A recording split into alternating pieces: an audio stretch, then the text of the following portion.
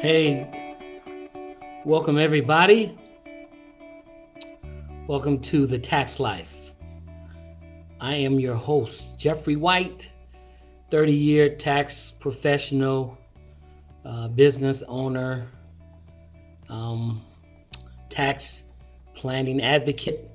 And tonight we're going to talk about a subject that is really important in tax planning and your tax life. And it's how the IRS views you. Do they view you as an individual, a business, or what I like to call as a hybrid? How the IRS views you is really, really important. And the IRS in and of itself calls your classification. And there are actually only two classifications: individual taxpayers and business taxpayers. The hybrid model is the word that I like to use. The IRS uses terms like multi-income earner or dual income earner, but I like the word hybrid better. So, how does the IRS view you? I've got a lot of notes tonight. This is going to be jam packed with a lot of information, but it's going to be vital to help you move forward in your tax life. Understanding how the IRS views you is important. It's foundational, and it helps you with your tax planning, and it also helps you uh, determine the difference between overpaying on your taxes and saving on your taxes. How the IRS views you or classifies you, it's not really all about the paperwork you fill out or meeting certain deadlines or being compliant. It's about the opportunities that are created if you know your classification, and if you're well versed in your classification, you can take advantage of tax laws and utilize certain tax strategies and tax tactics that take advantage of those laws.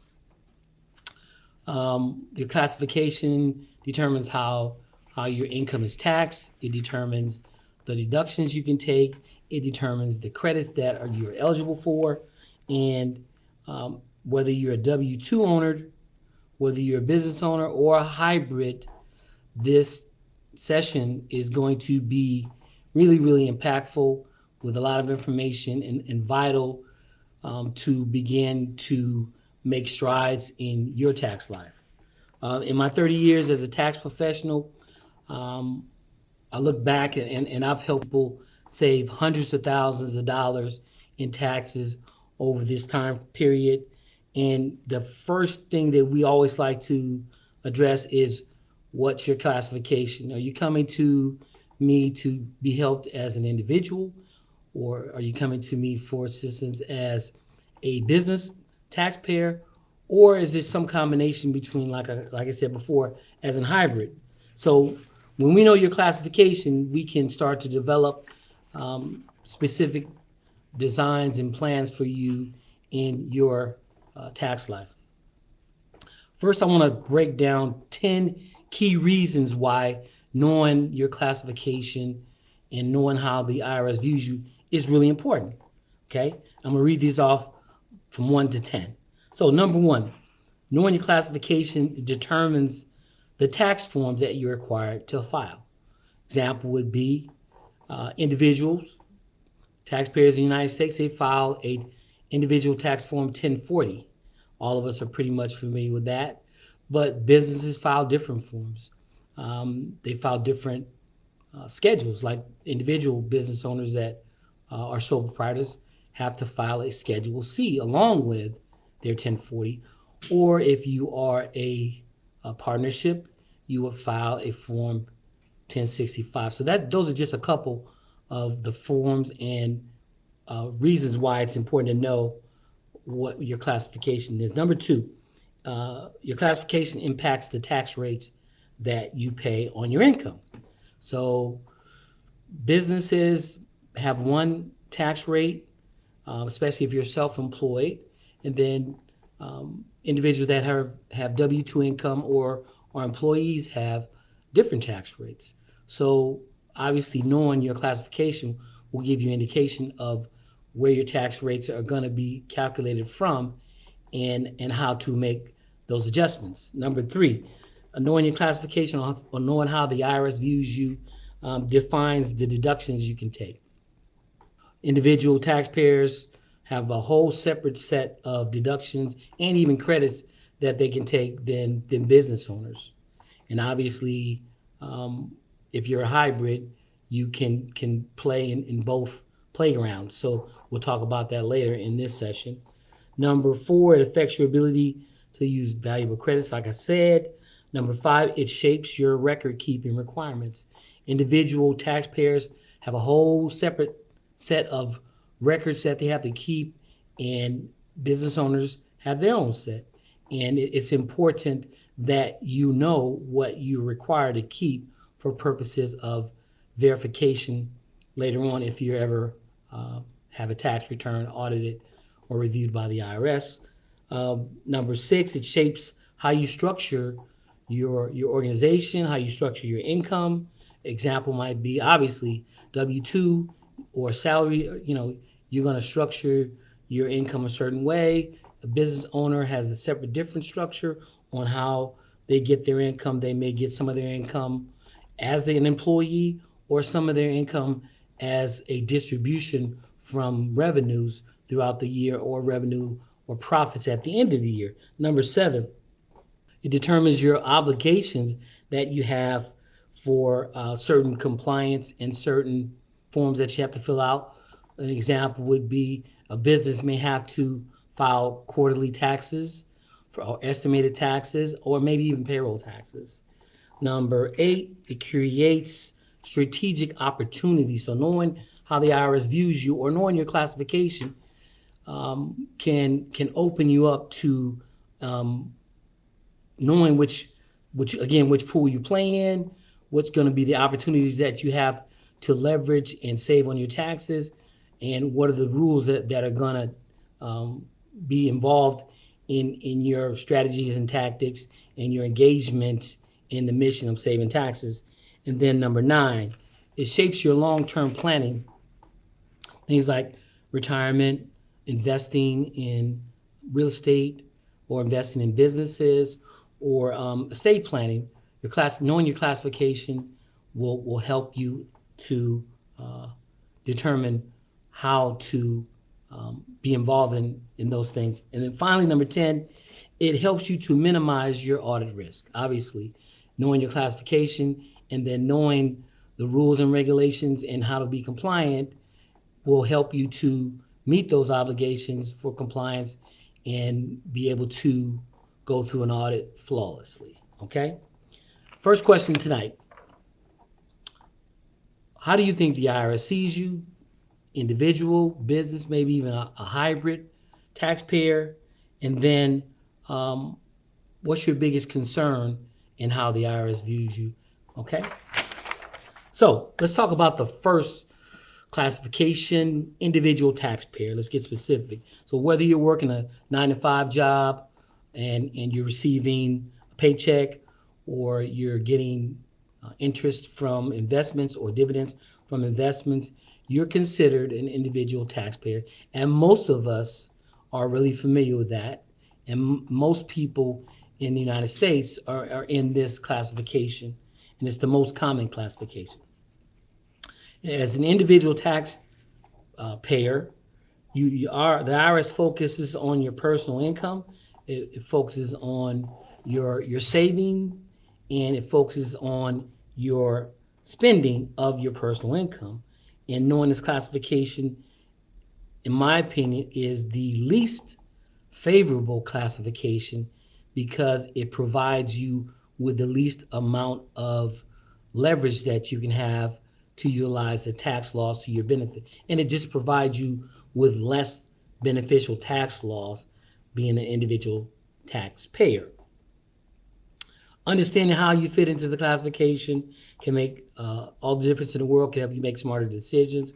I'll give you an example. When we started tax planning, we ran into a lot of individuals that didn't really understand the classification system and how the IRS views them. We had an example of a teacher that that was making around $50,000. She came to us, and she was really dissatisfied with the amount of taxes that she was paying, and she was referred to us.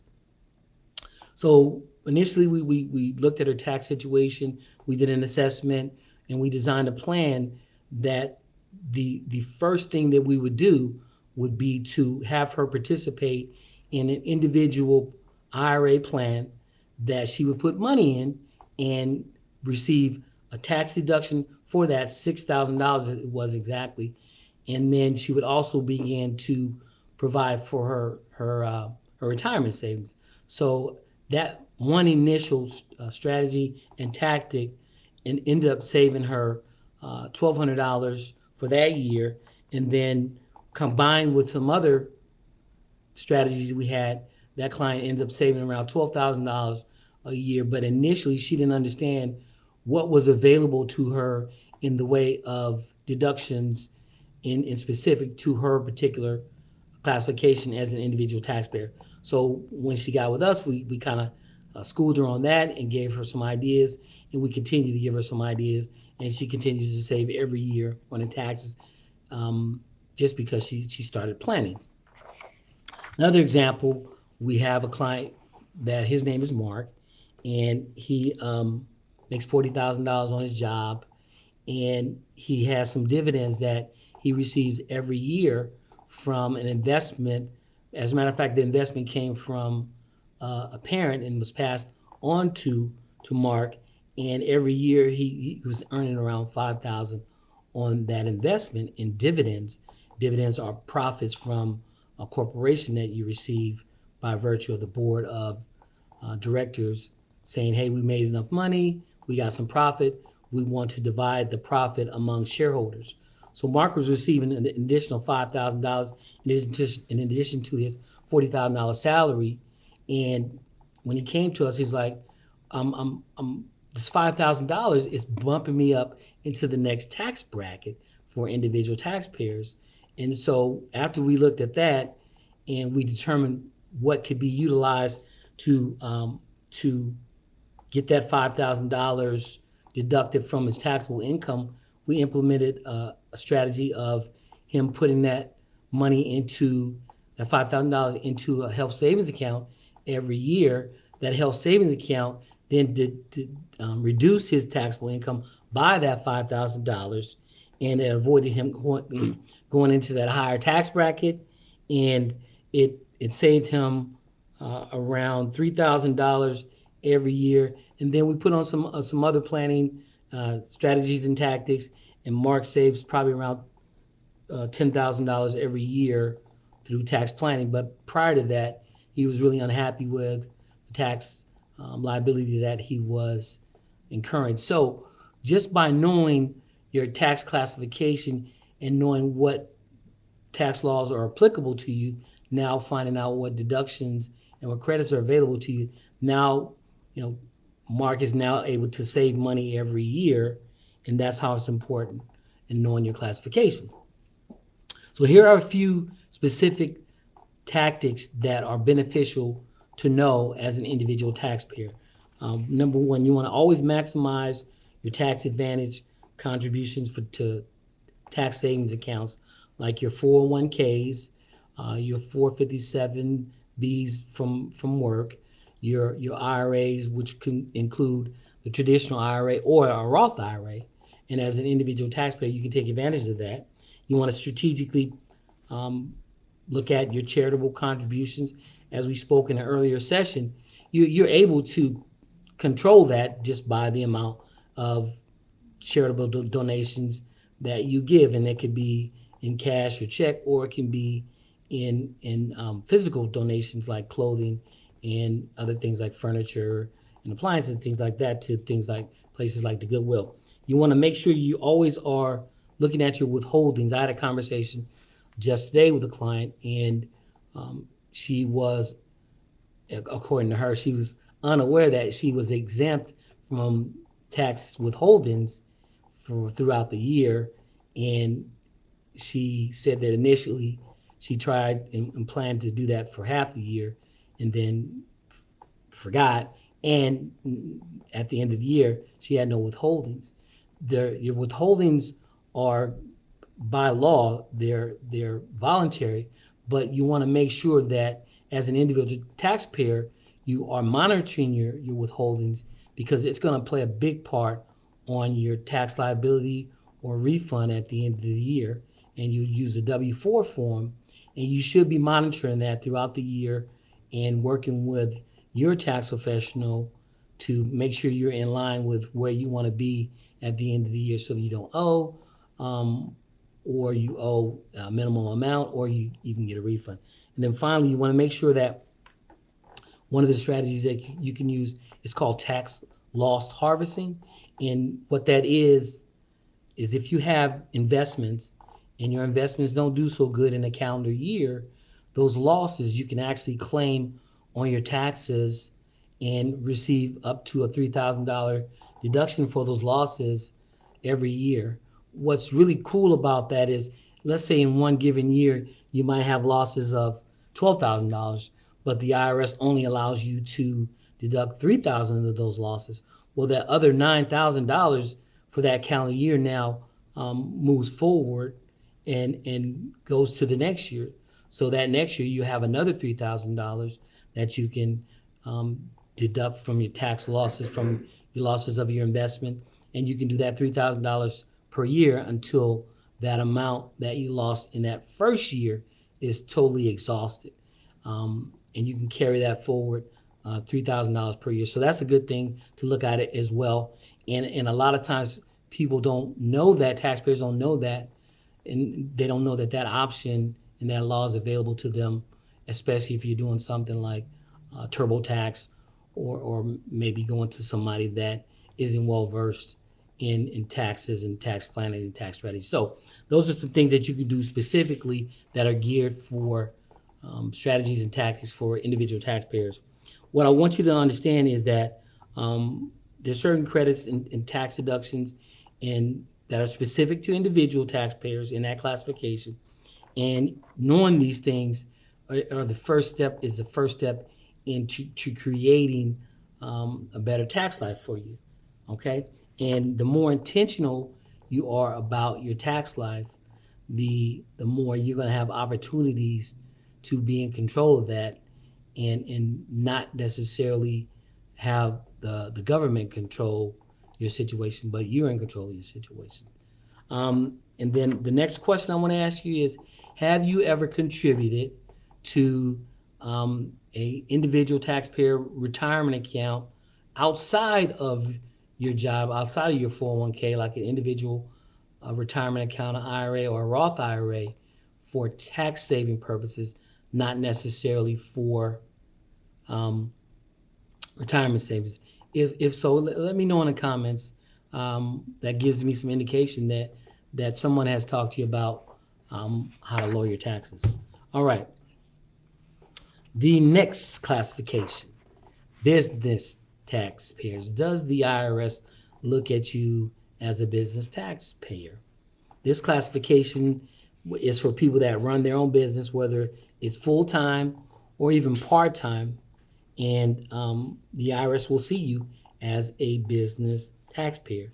Now, this classification has a lot more responsibilities and also opens up a lot more opportunities to claim deductions and credits, and help you when you start to plan your taxes. Why is it important that you know about this classification? This classification will define the types of income that you're going to have. It will define the amount of deductions and the type of deductions that you're going to have, and the same with credits.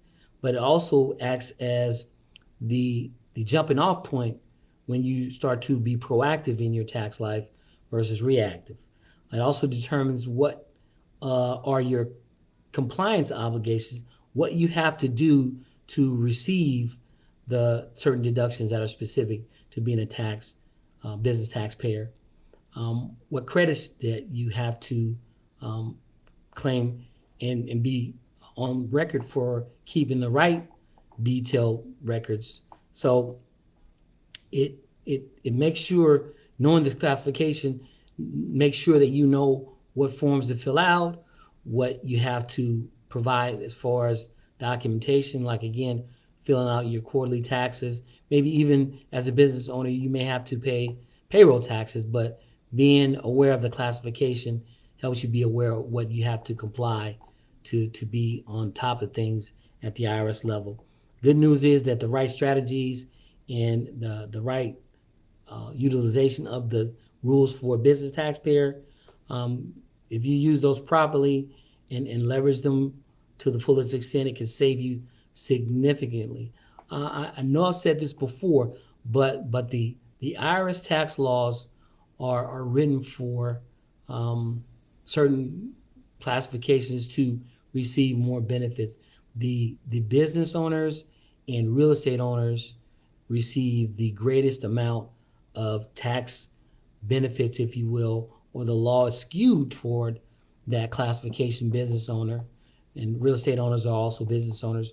So I want you to keep that in mind when it comes to uh, your tax life.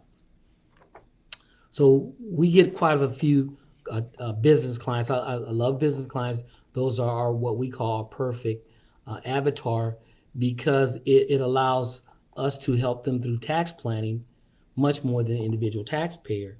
And we've got a client, her name is Clarissa, and she's a graphic artist.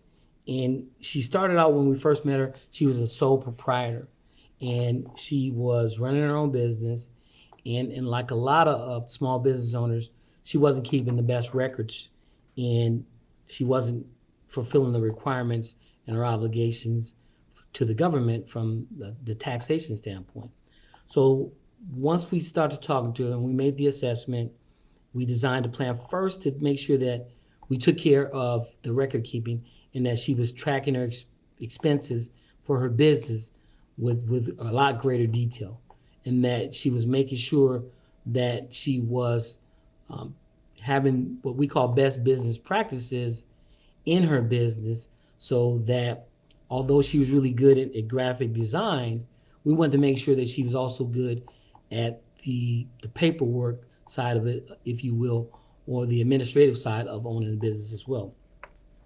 But after we took care of getting her on track with her tracking her business expenses, then we started leveraging her expenses with some of her personal expenses like the home office deduction.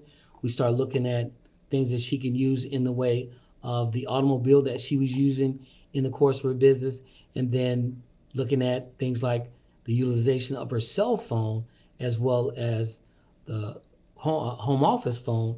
And after we took a look at that, we designed a plan to leverage that and keep really good records. We were able to reduce her taxable income by $15,000. Now, reducing taxable income um, takes an example would take a profit of $40,000 and reduce it down to $25,000. So now you can see that you're only going to be taxed on the $25,000, not the $40,000. So we took it down by $15,000, and when we implemented those individual tactics um, inside the bigger strategy, and then we put some additional tactics on it, she was able to save about $10,000 every year for the last 4 years. And prior to coming to us, because her record keeping was so poor, she wasn't receiving any kind of tax savings from the prior person that was helping her do her taxes. So I want you to understand how um, important it is to be intentional and to know things like that. And then again, if that, in her case, she's a graphic designer. She was all about what she does for a living and not the back office stuff, if you will. And that's why when she came to us as a professional, we were able to take and lift that burden off of her, and she could continue doing what she does. And then we get with her, meet with her on a periodic basis, and we're able to save her money every year going forward. So I just wanted to kind of point out how important it is to know your classification, know what's available to you. If you don't know, get with somebody that does know, and take advantage of what's available to you. All right. We had another client that Same situation. James started out with us, sole proprietor, and he worked in life insurance. He sold life insurance, sole proprietor. He had a marketing company and set up as a single member LLC. Single member LLC is just a one person business. You might even hear it be called a sole proprietorship. So when we took a look at James's tax situation, his tax life, um, we designed a plan. The first thing we did was say, look, we need to look at your structure, okay? Because this single member LLC system is costing you money. And when you get to a certain point in your tax life as a business taxpayer and your profit reaches certain numbers, then you have to look at changing the structure. In this case, we changed James's structure from a single member LLC to an S corporation. We applied for that status at the IRS. We were approved, and automatically James started saving 15% on his taxes because he went from sole proprietor, and sole proprietor has a separate tax called self-employment tax. And when he moved from that particular structure in the business classification to S corporation, saving 15% off the top. And we've been saving James just from that one strategic move of restructuring the business classification, been saving him $20,000 per year. And he had no idea that that could be done until he was made aware that through that classification of business taxpayer, that something like that was possible. I'm just saying this to give you examples of how being proactive changes the game. All right, and that's what these sessions are all about.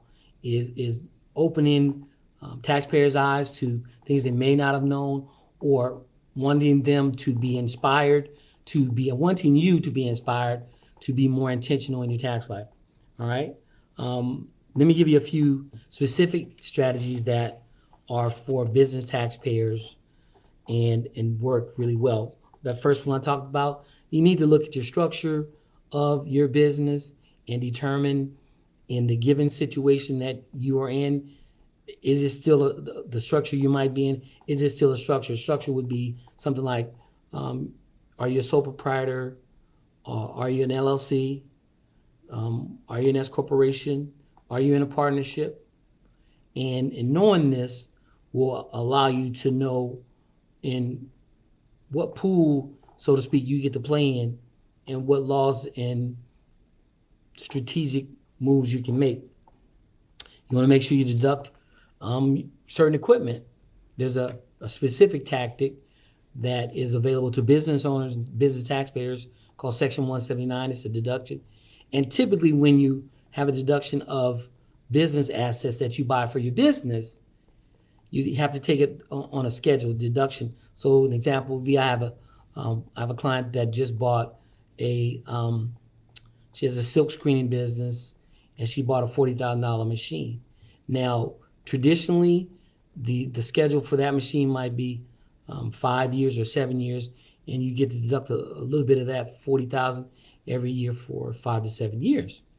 But in this particular case, there is a tax law that we're going to use to be able to deduct that expense all in 1 year, and that's the Section 179.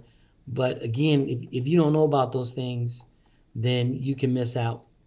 Um, Time in your income is important for a business taxpayer. Sometimes you have some income that might come in at the end of the year, and that would end up being put on that year's income. If you could shift that income or time it so that you get paid in the following year, then you reduce your taxable liability in that current year.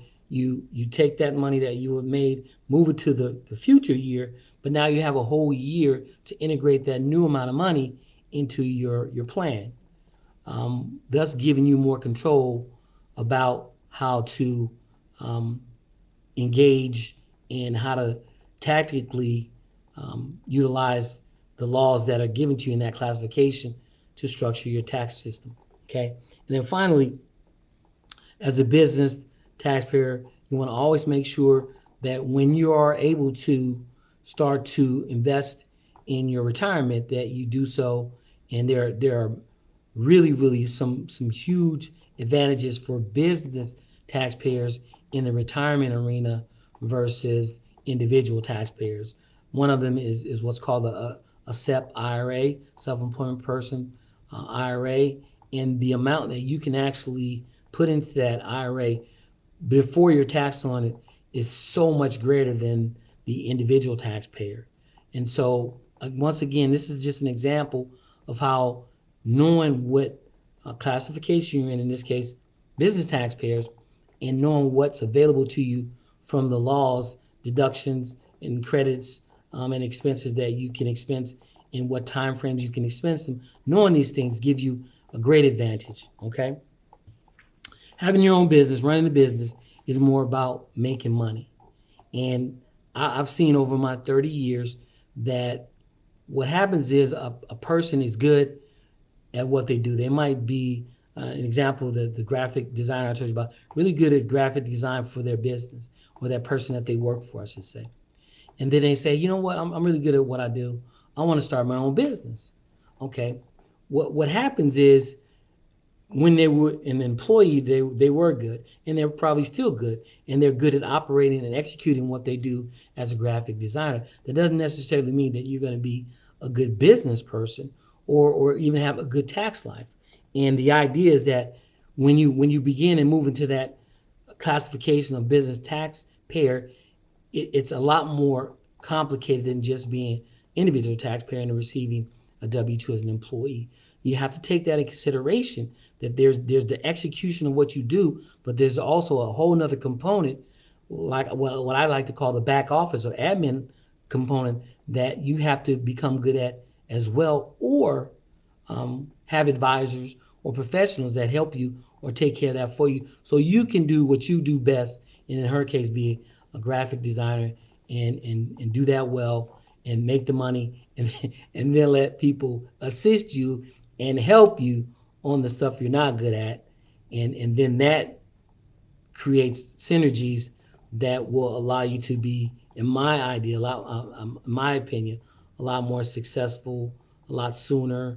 It causes less anxiety, and it makes for a better tax life. Let me ask you this: are you classified as a business taxpayer? If so, tell me in the comments, what is your thing that makes you the most anxious about business taxes and business taxation. All right. All right. Finally, our third classification, or the third way that the IRS views you. This is what I like to call hybrid taxpayer. Now, officially, there's no hybrid taxpayer classification.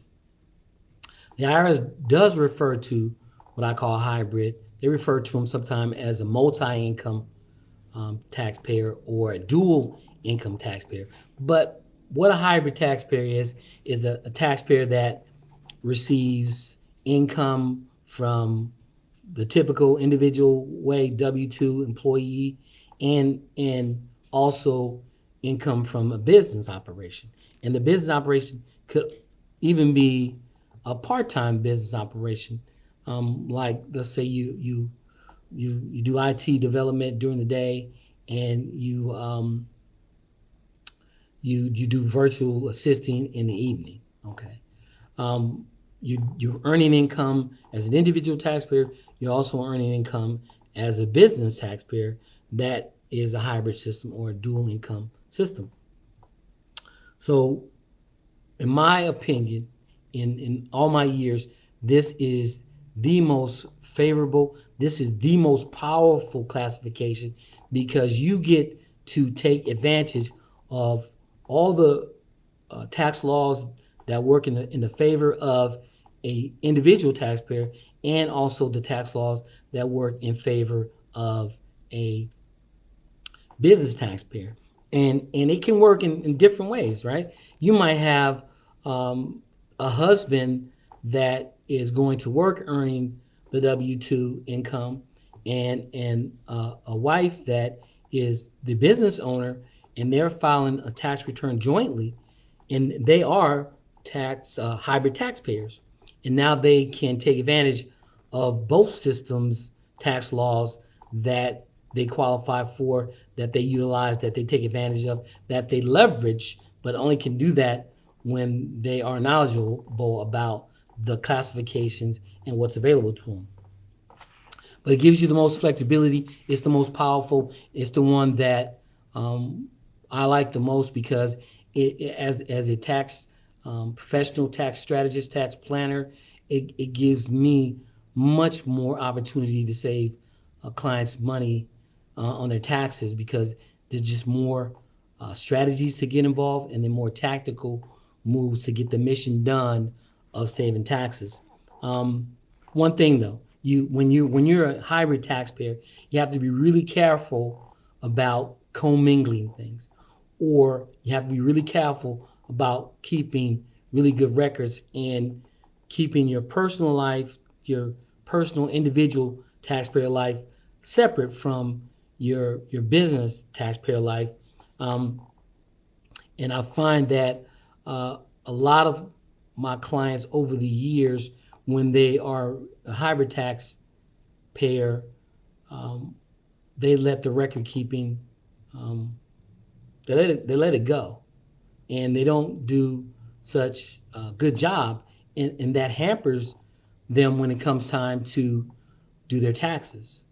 And they are again being reactive, and they're scrambling for documents, and I'm bringing up things that they don't even know about, and we're putting a band-aid on a situation that is going to end up a certain way, but could have ended up a lot better with a strategy and plan and an execution of specific tactics and a um, more relational um, conversation and a more relational position with whoever's helping them with their taxes, or if they're doing it themselves, just be in a lot more detail when you're doing your records. And I find that um, that's where a lot of hybrid tax payers get into trouble and get into trouble in specific with the IRS um, because their record keeping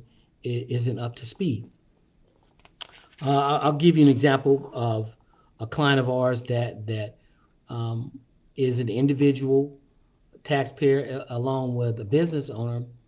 Um, Paul is an IT specialist, Fortune 500 company, um, wage earner, making multiple six figures, and he also owns a piece of rental real estate. Okay, and he's the quintessential um, tax planning client, so to speak, in the sense that he's a high earning individual from W-2, and then he's also a business owner in the business of real estate. So prior to us talking to Paul and presenting to him how tax planning would be beneficial, he was just getting his taxes prepared at one of the local retail tax prep firms that I used to work for a long time ago. And he came to us, we sat down, we again did an assessment, and he was really concerned because he was getting pretty heavily hit on the investment income that he was making, around $15,000 a year on the real estate investment. And the person that was doing the taxes wasn't really taking advantage of all of the available tax laws. And then there was no planning. It was all reactionary. It was all after the fact, as we like to call it. So we sat down with him, and we decided that we would put a plan together because he was a hybrid taxpayer, and we leveraged the personal income and some of his personal goals. He loved to travel, and being a real estate investor, he was always in the market, and also being a high earning person, he had available cash flow, so he was always in the market for looking for new investment property. So we took a look at his situation, fact that personally he liked to travel, and then business wise, he was an investor in real estate, and we leveraged that. And that $15,000 that he was receiving in income, we were able to reduce that through leveraging some business travel expenses, which brought down that $15,000 of income from the real estate down to 7,000. Excuse me. Let me see. Uh, we reduced it by 8,000, brought it down to 6,000. But we also leveraged the fact that he liked to travel. So we leveraged the travel that he was making for investment property and doing due diligence to look at investment property. We leveraged that with his personal goal of personal travel. And again, we were able to save him, reduce that tax bill, reduce the income from 15,000 down to 6,000, and then that strategy plus execution of about six more of the strategies throughout the year, and we save him about $17,000 every year in taxes. Um, he still makes the income on the investment, which is a great thing. He receives appreciation on his real estate investment, but then he also leveraging the business to be able to travel as well. So he's getting through proper planning and proper proactive um, measures. He's getting a threefer, I call it, saving on the taxable income and reducing it. He's able to get the appreciation of the investment. He's still looking to acquire properties, and he's taking the plan is to take the money that he's saving every year and put that in the next property, and then the next property, and then the next property, and then you can see how when I talk about building wealth, that's how that's done in one way. All right, so here's some specific strategies and tactics for hybrid taxpayers. Um, One thing is strategically, you want to make sure you keep your personal expenses and income separate from your business income and expenses. Okay, you want to do that for clarity purposes, and you want to do that for purposes of CYA, if you will, and making sure that if there's ever a review or an audit, that you pass a review with flying colors. You want to make sure you deduct your home office expenses. Okay, your W-2 employee, you're going to work every day, or you might even be hybrid on your W-2 kind of thing. But if you still have that business on the side, then you're able to use the home office deduction to do your business. In his case, the real estate business from a home office and take deductions for that. Um, if you're starting a new business, you're able to deduct startup costs for those that new business. Some of those startup costs are available to be written off 100% in that first year, and then some of the business startup costs have to be what they call amortized, which means you have to take a little bit of that total portion of those expenses for startup over a period of time, 15 years or 180 months.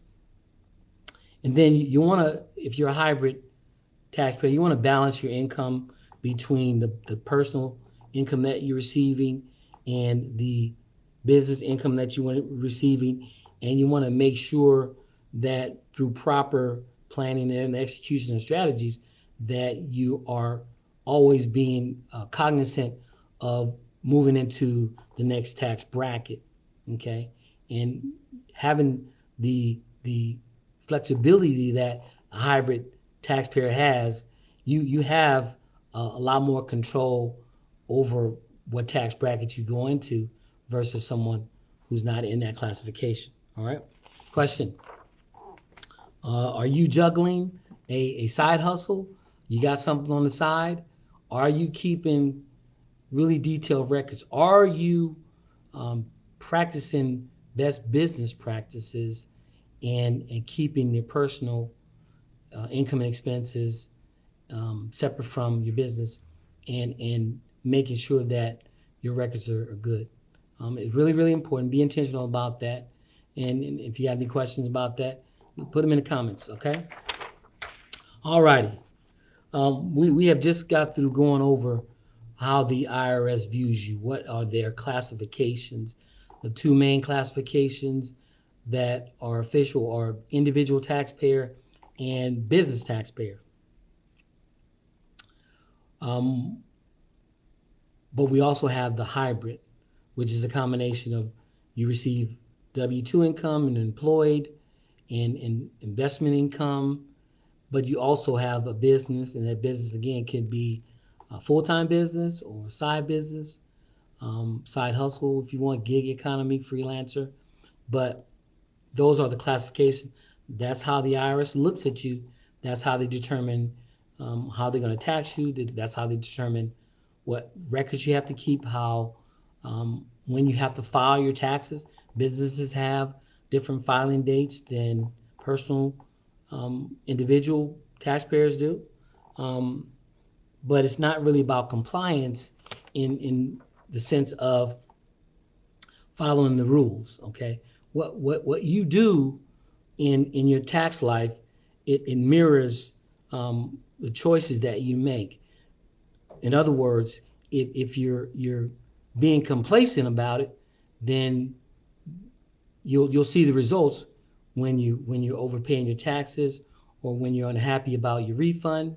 But if you look at and are intentional and seize the opportunities that are there, um, you can actually improve your tax life, which should improve your personal life, what could improve your children's lives and your children's life.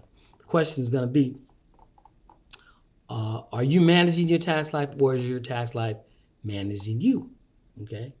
Every decision that we make, whether it's putting money in the retirement account, investing in the stock market, investing in real estate, or starting a business, or even tracking your expenses, your business expenses properly and diligently, is going to shape your financial future. Okay, and a lot of people they make complaints about how things are happening in their life, but if they're not taking and being very intentional about how they drive their life, then life drives them, and there's really nothing to complain about.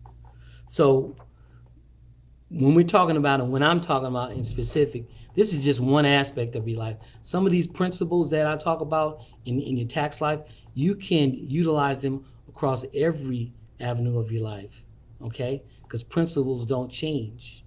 They're immutable. They're laws of nature. And if they're good principles, they're applicable to every aspect of your life, like planning, okay? And like saving, and like doing what you say you're going to do, and executing. So what these conversations are going to always be about is about starting or continuing to be intentional about this one aspect of your life, but you can use these principles in every aspect of your life. I want you to take a moment this week and reflect on your how you see yourself financially, in specific your tax life. Are you again being proactive, or are you being reactive? Okay, this is tax season right now. We're 100% in, um, and what I have to remind my clients, in particular those that are just clients on the tax preparation side, is that there's a whole nother aspect of your tax life that you need to be aware of. Whether you utilize it or not, and whether you participate or not, that's personal preference. But if you're missing out on things and you're unhappy, then you owe it to yourself to take a look at it. There's an element of tax planning that can work for everybody. Some people have really comprehensive and um, uh, exotic tax planning strategies and tactics, and some people have some very simple and maintainable and I don't want to use the word easy, but simple. They just have to be diligent about the execution. Okay, so I want you to ask yourself: are you being proactive or reactive? And then ask yourself, okay, what do you want out of this particular life, your tax life? What change can you make today whether it's reviewing your income or looking at a tax return from a prior year, or looking at your W-2 and determining what your withholdings are, or are they proper? What can you do? Okay. Now, right now, there's not a whole lot of people listening and watching this these sessions, but the goal and the hope is that those that are listening will one, take action. Okay. Um, um, this is geared to bring attention to your tax life, attention to the tax life, and then the attention should cause you to be intentional. Okay. And then that the intention should be to make certain decisions, and then initially those decisions are going to be disruptive to you because they're changes, and change is not easy for everybody. But then if you're diligent in those changes, and you seek the right counsel and advice, and take the right actions and be diligent, then you're going to be happy with the results down the line and in the future. So what can you do today? What can you do this week to review your situation, maybe track your expenses better, explore um, your tax classification, and see how to position yourself, maybe if you're an individual taxpayer, maybe how to position yourself to become a business taxpayer or a hybrid taxpayer. But what can you do to start to build a stronger future tax life? All right. That's what I want to leave you with this evening. I want to thank those that are watching either live or when it's recorded.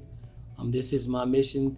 This is going to be what I am strongly promoting moving forward. Again, it's a holistic approach to this aspect of your life. I think for the greater part of my tax professional life, I was just operating in that one spectrum, which is tax preparation.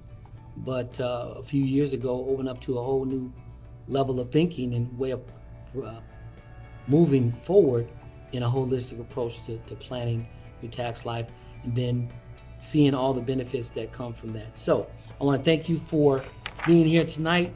If you got any kind of questions, anything like that, shoot them to me. We look at our Facebook page a couple times a week, and I'm going to be more diligent in that. I want to thank those that are here live.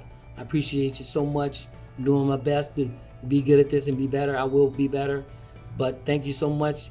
And as usual, I want to ask you, what's your dream?